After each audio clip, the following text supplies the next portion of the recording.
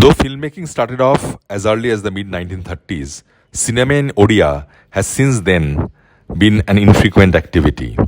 Films of Bombay and neighboring Calcutta satiated the cinematic thirst of larger sections of the Odia population for decades. It was with the new wave of Indian cinema in the 1970s that there was a discovery of cinematic interest in Odia culture, a decade or so later. This newfound intellectual interest for Odia cinema may be credited to three pass-outs of the Film and Television Institute of India, Pune: Nirad Mohapatra, Manmohan Mohapatra, and Sagir Ahmed. Ahmed's Dhare Aluwa in 1984 and Manmohan Mohapatra's Shitaroti in 1982 were recognized at the national level.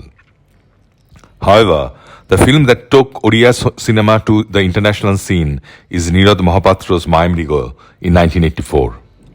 Maya Miriga is a poignant observation on the middle class life in the smallest cities of India in the 1980s. It is the time when the allure of prosperity and modernity of the big cities started luring the well-knit middle class to leave their ancestral homes and the bigger families in pursuit of material fortune and monetary affluence.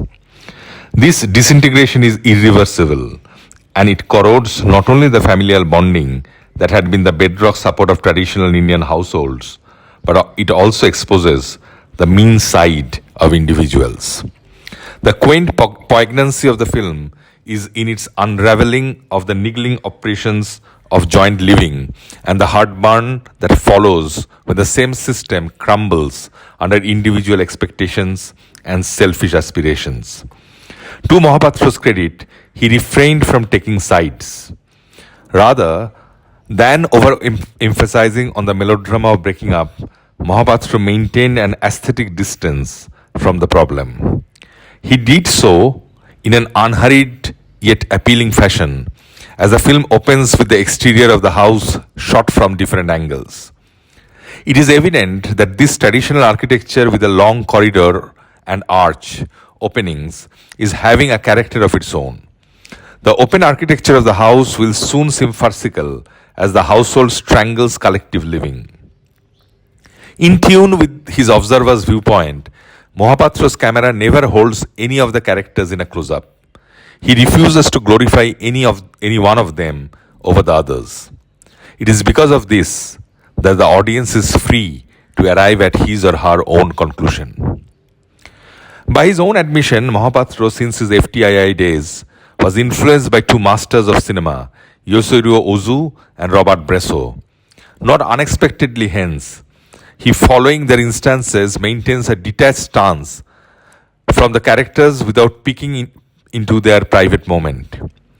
Minimalism, in terms of not providing the obvious effects of supplied causes, is a hallmark of the cinema of both the auteurs.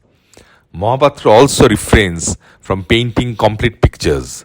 He delivers the audience with a few dots for an independent interpretation. In looking at the inevitable dissolution of a large middle-class family and in not condemning anyone for such an eventuality, Mohapatra in a sense reminds us of Ozu's classic Tokyo Story made in 1953. Like in Ozu's film, so is in Mohapatra's, no actor dominates any scene. There is a meditative balance to the frames once the camera leaves the external face of the house and enters it.